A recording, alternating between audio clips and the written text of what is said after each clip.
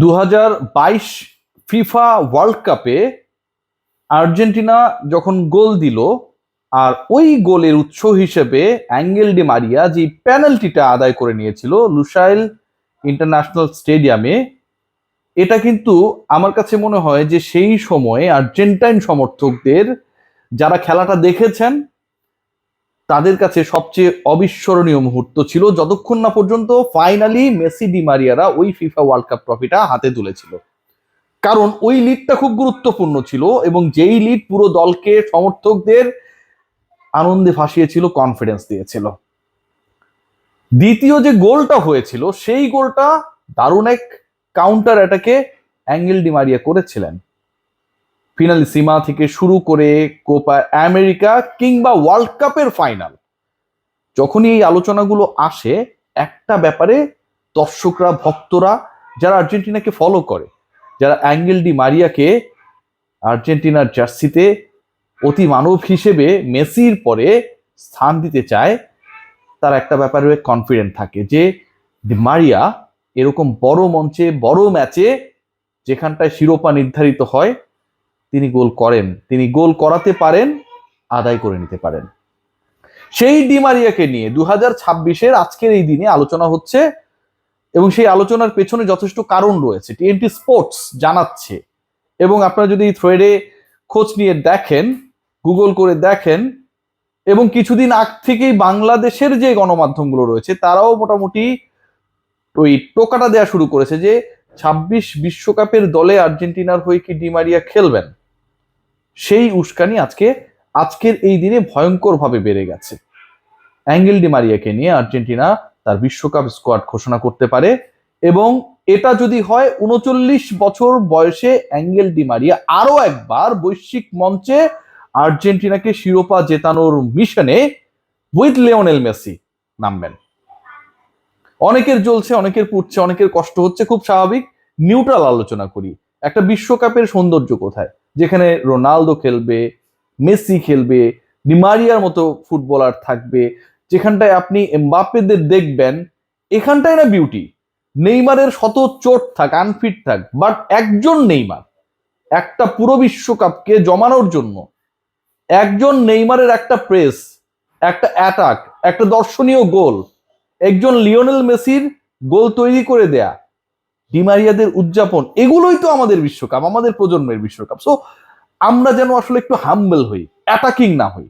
Angle Di মারিয়াকে নিয়ে যে আলোচনাটা হচ্ছে, আমার কাছে মনে হয় 26 ওয়ার্ল্ড কাপকে জমকালো করার জন্য, আরো বেশি এক্সাইটিং করার জন্য, আরো বেশি, this is very much important. এই আলোচনার পালে হাওয়া দিয়েছে 2022-এর অগাস্টে হওয়া কিছু রিপোর্ট। আমি সেই রিপোর্টগুলো নিয়ে যদি জাস্ট একটা লাইন বলি, তাহলে আপনাদের হয়তো বুঝতে অপেক্ষা থাকবে না যে অ্যাঙ্গেল ডি মারিয়া আর্জেন্টিনার বিশ্বকাপ স্কোয়াডে ফাইনালি যদি অ্যাপিয়ার্ড হন, পরের বিশ্বকাপে আর্জেন্টিনাকে শিরোপা ধরে রাখার মিশনে যদি অ্যাঙ্গেল ডি মারিয়া লিওনেল মেসির সাথে ওই অ্যাটাকিং লাইন আপে থাকেন, তাহলে কেন আপনি অবাক হবেন না?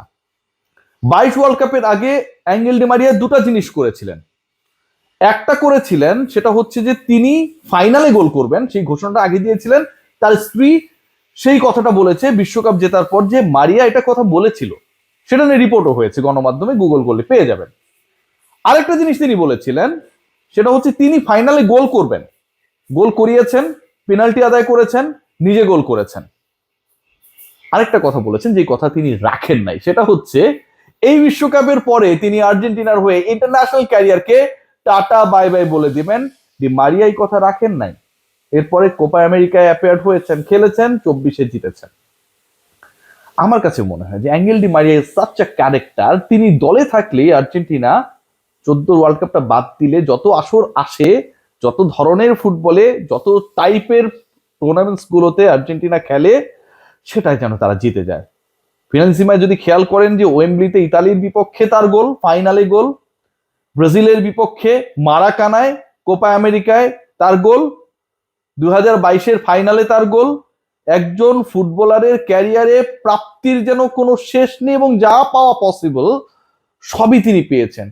সেটা আন্ডার 20 ওয়ার্ল্ড কাপ জয় থেকে শুরু করে অলিম্পিকে স্বর্ণ জয়, বিশ্বকাপ জয়, কোপা আমেরিকা, সবকিছু। সেই ডি মারিয়া ফাইনালি যে আলোচনাটা ক্রিয়েট করেছেন বা ক্রিয়েটেড হয়েছে, আমার কাছে মনে হয় এটা বাস্তবায়িত হলে তাহলে একটা জিনিসই মাথায় আসবে, যে স্ক্যালোনির একটা মাস্টার প্ল্যান, প্রতিপক্ষ প্রত্যেকটা দলকে নিয়ে প্ল্যান করেছে, গ্রুপিং অনেক আগে হয়েছে, মেন টু মেন মার্কিং যদি আপনি করতে চান, কার এগেনস্টে কে কে কিভাবে খেলবে, কোন দলকে কোন কৌশলে হারাবে, সেগুলোর মোটামুটি ট্যাকটিক্যাল আলোচনাগুলো বা প্ল্যানস গুলো অনেক আগে হয়ে গেছে, কারণ গ্রুপিংটা অনেক আগে হয়ে গেছে। এখন যদি ওই গ্রুপিং এ ওই প্ল্যানের আগে ডিমারিয়াকে সবাই হচ্ছে অমিট করে রেখেছে, ডিমারিয়া যদি এখন অ্যাডেড হন, তাহলে কিন্তু এটা পুরো প্ল্যান আর্জেন্টিনার অপোনেন্ট হিসেবে যারা থাকবে তাদেরকে কিন্তু নতুন করে করতে হবে, কারণ পুরো অ্যাটাকিং লাইন আপটা চিন্তা করেন, সেটা বদলে যাবে।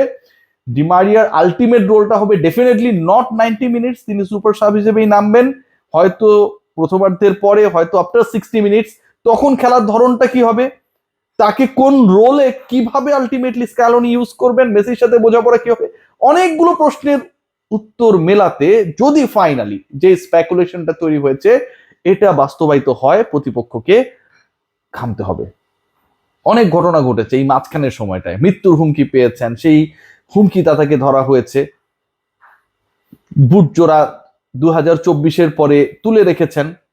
লিওনেল মেসি এবং লিওনেল মেসিকে প্রশংসায় ভাসিয়ে কদিন আগে একটা দুর্দান্ত ইন্টারভিউ দিয়েছেন, কিন্তু সবকিছু ছিল আসলে একটা জায়গায় আবদ্ধ, সেটা হচ্ছে অ্যাঙ্গেল ডি মারিয়া যে বিশ্বকাপে খেলবেন সেই ডিসকাশনের বাইরে। এখন যখন সেই ডিসকাশনটা হচ্ছে, এখন যখন ফুটবল নিয়ে যে মানে পয়েন্টস গুলো বা সোর্সেস গুলো কাজ করে, সেখান থেকে যখন এই ডিসকাশনটা হচ্ছে, সেটাকে অবিশ্বাস করার সুযোগ নেই। এবং যখন অ্যাঙ্গেল ডি মারিয়াকে নিয়ে কথা হচ্ছে, আর্জেন্টিনার ফুটবল লাইন আপে যারা এখন পর্যন্ত মানে আমাদের প্রজন্মে অন্তত কিংবদন্তির জায়গায় চলে গেছে, তাদেরকে নিয়ে বিশ্বাস করার কোনো কারণ নেই। I am a big fan of Argentina, but Lionel Messi অবসরে গেছেন, আবার ভেঙে ব্যাক করেছেন, বিশ্বকাপ জিতেছেন। ডিমারিয়া 22 ওয়ার্ল্ড কাপের পরে খেলবেন না ঘোষণা দিয়েছিলেন, তারপরে সেই ঘোষণা পাল্টে তিনি 24-এর কোপা আমেরিকা খেলেছেন। সো এটা একটা মধুর সমস্যা যে তারা এই কাজগুলো করেন, মধুর সমস্যা এই কারণে যে আমরা চাই এগুলো করুক, আর এই কাজগুলো যখন করেন তখন আলটিমেটলি আর্জেন্টিনার জন্য নতুন সুযোগ তৈরি হয়। Let's see what happen. But Angel Di মারিয়াকে কেন্দ্র করে যে অ্যাঙ্গেলে আলোচনাটা তৈরি হয়েছে, আমার কাছে মনে হয় এটা it's going to be very exciting for Argentines, for the fans and the opponents as well. Take care.